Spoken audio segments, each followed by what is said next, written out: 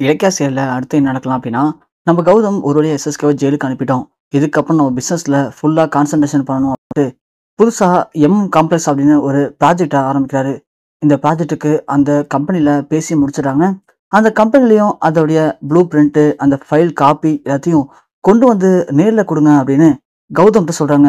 கௌதம் உடனே தான் மேனேஜர் சுரேஷ கூப்பிட்டு கொண்டு போய் குடுத்து வர சொல்றாரு. அந்த சுரேஷ் ஏற்கனவே எஸ்எஸ்கேவுடைய கையாள். அவன் நேரா கால் பண்ணி தாட்சாயணி கிட்ட இது எல்லாத்தையும் சொல்றாங்க. உடனே தாட்சாயணி என்ன பண்ணது யோசிக்கும் போது, கார்த்தியும் அஞ்சலி வந்து என்னாச்சு ஆண்டி, என்ன ரொம்ப சந்தோஷமா இருக்கீங்க அப்படின்னு கேட்க, தாட்சாயணி உடனே கார்த்திகிட்ட ஒரு பிட்ட போடுறாங்க. இது மாதிரி கௌதம் ஒரு ப்ராஜெக்ட புதுசா ஆரம்பிச்சிருக்கான். அதுக்காக இப்போ சுரேஷ் வந்து அதோட ப்ளூ பிரிண்ட்லாம் கொண்டு போய் அந்த கம்பெனில ஒப்படைக்க போயிட்டு இருக்கான். எனக்கு என்னமோ அடுத்தது கௌதம் இந்த பிசினஸ பெரிய டெவலப் பண்ண போறான் அப்படின்னு நான் சொல்லி சந்தோஷப்படுறாங்க. கார்த்தியும் அஞ்சலியும் உடனே என்ன என்னம்மா என்ன சொல்றீங்க? அந்த கௌதம் எங்களை ஏமாத்தி கார்த்தி சொத்தெல்லாம் வச்சுக்கிட்டு அவன் பிசினஸ் பண்ணிட்டு இருக்கான். அதுல அவன் பெருசா பெரிய ஆளா வளர்ப்பான்னு சொல்லி நீங்களும் சந்தோஷப்படுறீங்களே, இதெல்லாம் நியாயமா அப்படின்னு கேட்க, உடனே தாட்சாயணி நாம என்ன பண்ண முடியும் அஞ்சலி? நான் உங்களுக்கு உதவி பண்ண போனதுக்கு இப்போ எஸ்எஸ்கே பரிதாபமா ஜெயில போய் உட்காந்துருக்காரு. நாம என்ன பண்ண முடியும்? நம்மளால ஒண்ணுமே பண்ண முடியலையே. இப்ப என்ன, வேற வழி இல்ல, விட்டு தள்ளு. என்னம்மா விட்டு தள்ளுன்னு சொன்னீங்கன்னா, அப்போ அந்த கௌதம் எங்க சொத்தை வச்சுக்கிட்டு அவன் சந்தோஷமா வாழ்வான், நாங்க மட்டும் கஷ்டத்தை அனுபவிக்கணுமா? அஞ்சலி, உங்களுக்கு உதவி பண்ண போய் நாங்களும் தானே அஞ்சலி கஷ்டத்தை அனுபவிக்கிறோம். நாங்க மட்டும் என்ன பண்ண முடியும்? இல்லம்மா, இந்த பிசினஸ் டீல் அவனுக்கு போகக்கூடாதுமா, போகக்கூடாது. அதுக்கு என்ன அஞ்சலி பண்ண முடியும்? நீ சொல்றதெல்லாம் வச்சு பார்க்கும்போது சுரேஷ் எடுத்துட்டு போற அந்த ப்ளூ பிரிண்ட்டை அவருக்கு தெரியாம நம்ம மாத்தி கித்து வச்சிட்டோம்னா இந்த ப்ராஜெக்ட் கேன்சல் ஆயிடும். அதுக்கு நாம என்ன பண்ண முடியும் சொல்லு பார்க்கலாம் அப்படின்னு தாட்சா இன்னொரு பிட்ட போடுறாங்க. உடனே அஞ்சலி, ஆமாம்மா, நீங்க சொன்ன ஐடியா சரியான ஐடியா தான்.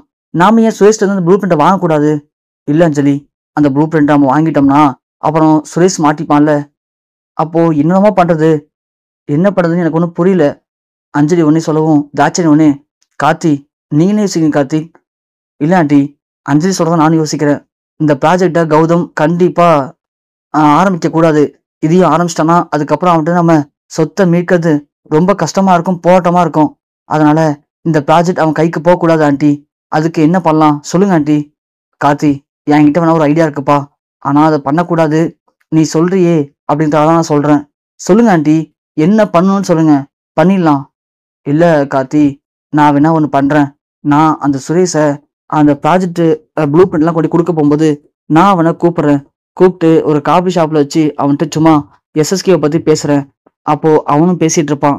அந்த கேப்பை பயன்படுத்தி நீயும் அஞ்சலியும் எப்படியாவது அந்த பையில இருக்கிற ப்ளூ பிரிண்ட்டை சுரேஷ்க்கு தெரியாம எடுத்துருங்க. எடுத்துட்டீங்கன்னா சுரேஷ்க்கு தெரியாது, வேற ப்ளூ பிரிண்ட்டை வச்சிடலாம். அப்போ சுரேஷ் எதுவுமே தெரியாத மாதிரி கொண்டு போய் அந்த ப்ளூ பிரிண்ட்டை கொண்டு போய் அந்த கம்பெனில கொடுப்பான். அந்த ப்ளூ பிரிண்ட்லாம் தப்பா இருந்துச்சுன்னா கண்டிப்பா அந்த கம்பெனியே கௌதம் கொடுத்த இந்த ப்ராஜெக்டை கேன்சல் பண்ணிடுவாங்க. இதனால கௌதமுக்கு அந்த ப்ராஜெக்ட் கிடைக்காம போயிடும். சுரேஷ்க்கும் இது எப்படி நடந்துச்சுன்னு தெரியாது. அப்படியே சுரேஷ் மாட்டிக்கிட்டாலும் நம்ம பேர் சொல்ல மாட்டான். ஏன்னா சுரேஷ்க்கு உண்மையே தெரியாதே. நான் சொல்றது புரியுதா அப்படின்னு சொல்ல, அஞ்சலி ஒன்னே, அம்மா சூப்பர்மா, சூப்பர் ஐடியா.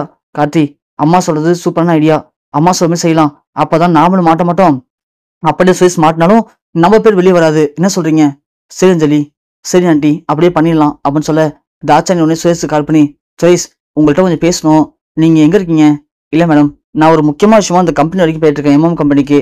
நான் போயிட்டு வந்துடவா? இல்ல சுரேஷ், நீங்க போற வழியில இருக்க காபி ஷாப்ல வெயிட் பண்ணுங்க, நாங்க வந்துடுறேன். எஸ்எஸ்கே பத்தி கொஞ்சம் பேசணும் உங்கள்கிட்ட, ப்ளீஸ் சுரேஷ். சரி மேடம் வாங்க அப்படின்னு சொல்லிட்டு சுரேஷ் அங்க வெயிட் பண்றான். அதுக்குள்ள தாட்சாயணி, அஞ்சலி, கார்த்தி 3 பேரும் ரூம்ல போய் கிளம்புறாங்க. கிளம்பும்போது தாட்சாயணி திரும்ப சுரேஷ் கால் பண்ணி, சுரேஷ் அங்க இருக்க காஃபி ஷாப்ல வெயிட் பண்ணுங்க, நான் வந்துட்டு நம்ம காஃபி குடிச்சிட்டு இருக்கும்போது உங்க மேல யதார்த்தமா நீங்களே காஃபியை மேல ஊத்திக்கிங்க. ஏன் மேடம்? சொல்றது கேளுங்க சுரேஷ், காஃபியை ஊத்திக்கங்க. உடனே நீங்க வாஷ்ரூம் போயிட்டு வரேன்னு சொல்லிட்டு வாஷ்ரூம் போங்க. அந்த கேப்ல நம்ம கார்த்தி அஞ்சலி 2 பேரும் நீங்க வச்சுக்க ப்ளூ பிரிண்ட்டை மாத்தி வச்சிருவாங்க. ஐயோ மேடம், ப்ளூ பிரிண்ட்டை மாத்தி வச்சு அந்த ஆர்டர் கேன்சல் ஆயிடுமே. அது கேன்சல் ஆகும் தான் ப்ளூ பிரிண்ட்டை மாத்தி வைப்பாங்க. ஆனா இது உங்களுக்கு எதுவுமே தெரியாத மாதிரி நடந்துக்கோங்க.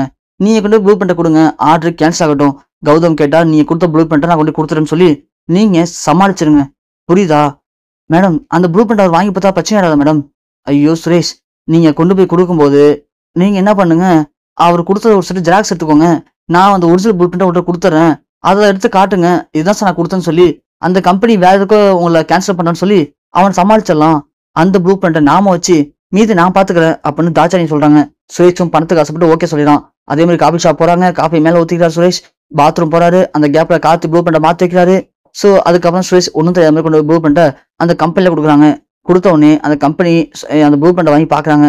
பார்த்த உடனே கௌதம் கொடுத்துருக்க ஆர்டருக்கும் அவர்கள் அமைச்சிருக்க ஃபைலுக்கும் இந்த ப்ளூ பிரிண்ட்டுக்கும் எதுவுமே மேட்சே ஆகல. எல்லாமே தப்பா இருக்குன்னு சொல்லி கௌதமுடைய ஆர்டரை கேன்சல் பண்றாங்க. கௌதமுக்கு இது மிகப்பெரிய அடியா வந்து விழுது. உடனே கௌதம் என்னாச்சான்னு சொல்லிட்டு நேரா கிளம்பி அந்த ஆபீஸ்க்கே போறாங்க. போயிட்டு வாங்கி பார்த்தோன்னே கௌதமுக்கு அப்பதான் செம்ம அதிர்ச்சி. இது எப்படி நடந்திருக்க முடியும் அப்படின்னு சொல்லிட்டு உடனே கௌதம் அந்த ப்ளூ பிரிண்ட் எடுத்துட்டு ஆல்ரெடி வச்சிருந்த ஒரு ப்ளூ பிரிண்ட் கையில வச்சிருந்தாரு. அதை எடுத்து காட்டுறாரு. காட்டவும் தான் அந்த கம்பெனி எம்டிக்கு புரியுது. அப்போ நீங்க போட்ட ப்ராஜெக்ட் எல்லாம் சரிதான், ஆனா கொடுத்து விட்டப்போ வேற ப்ளூ பிரிண்ட் வந்திருக்கு, இந்த ப்ளூ பிரிண்ட் ஏது அப்படின்னு சொல்லி அந்த கம்பெனி எம்டி காட்டுறாங்க. கௌதம் அதை எடுத்துட்டு வராரு. வந்த உடனே இங்க மேனேஜர் வந்து, சார் நீங்க கொடுத்தலாம் கொடுத்துட்டேன் சார், இருந்தாலும் அவங்க ஏதோ ஒரு மாதிரி பேசினாங்க சார், நீங்க கால் பண்ணி கேட்டு பாருங்க சார் அப்படின்னு மேனேஜர் சொல்ல, உடனே கௌதம் என்கிட்ட பேசினாங்க, ப்ளூ பிரிண்ட்லாம் தப்பா இருக்குன்னு சொல்லி கேன்சல் பண்ணிட்டாங்க ஆர்டர் அப்படின்னு சொல்ல, என்ன சார் சொல்றீங்க, நான் கடை தான் ப்ளூ பிரிண்ட் கொடுத்தேன், இந்த ப்ளூ பிரிண்ட் தானே பாருங்க அப்படின்னு சொல்லி ஒரிஜினல் ப்ளூ பிரிண்ட் எடுத்து காட்டுறாரு நம்ம சுரேஷ். உடனே நம்ம கௌதம் கேட்குறாங்க, ஆமா உங்கள்கிட்ட எது சுரேஷ் இந்த ப்ளூ பிரிண்ட்லாம் அப்படின்னு கேட்க, இல்ல சார் நீங்க கொடுத்ததை அப்படியே கொண்டு போல, நான் ஒரு ஜெராக்ஸ் எடுத்துக்கிட்டேன். இல்லையே சுரேஷ், என்கிட்ட நீங்க வாங்கிட்டு ஆஃபீஸ் விட்டு உடனே கிளம்பிட்டீங்களே. இல்ல சார் போற வழியில ஒரு செட் ஜெராக்ஸ் எடுத்தா சார் நான் போனேன், இந்த மாதிரி ஆயிடக்கூடாதுன்னு சொல்லிட்டு அப்படின்னு சொல்ல கௌதம் சந்தேகம் அங்கே வந்துருச்சு. சுரேஷ் உண்மையை சொல்லுங்க, எப்படி ப்ளூ பிரிண்ட் மாறுனுச்சு அப்படின்னு கேட்க, சுரேஷ் உடனே பெற முடிக்க கௌதம் பலான்னு அற விட சுரேஷ் வழி இல்லாம அடி தாங்க முடியாம ஒரு மாதிரி ஆகவும், கௌதம் உடனே நீ உண்மையை சொல்றியா, அப்ப நான் போலீஸ் கால் பண்ணுவோம் அப்படின்னு கேட்க, சுரேஷ் உடனே நடந்தாருன்னு சொல்றாரு. சொல்லவும் அப்பதான் நம்ம கௌதமுக்கு புரியுது. அப்போ தாட்சாயணி, கார்த்தி, இலக்கியா, சரி அஞ்சலி, இந்த 3 பேர் சேர்ந்து பிளான் பண்ணி தான் நம்மளுடைய பிசினஸ் கெடுக்க ட்ரை பண்ணிருக்காங்க அப்படிங்கிறது ஒரு கௌதம் பிளான் பண்றாரு. இதே சுரேஷை வச்சு அந்த கார்த்தி, அஞ்சலி, தாட்சாயணி 3 பேருக்கும் நம்ம தண்ணி காட்டினா என்ன அப்படின்னு சொல்லிட்டு அதுக்காக நம்ம கௌதம் ஒரு திட்டமும் போறாரு. அது என்ன திட்டம், அது மூலியமா எப்படி தாட்சாயணி, கார்த்தி, அஞ்சலி 3 பேருக்கும் சரியான பாடத்தை புகட்ட போறாரு கௌதம் அப்படிங்கிறத பொறுத்து பார்க்கலாம்.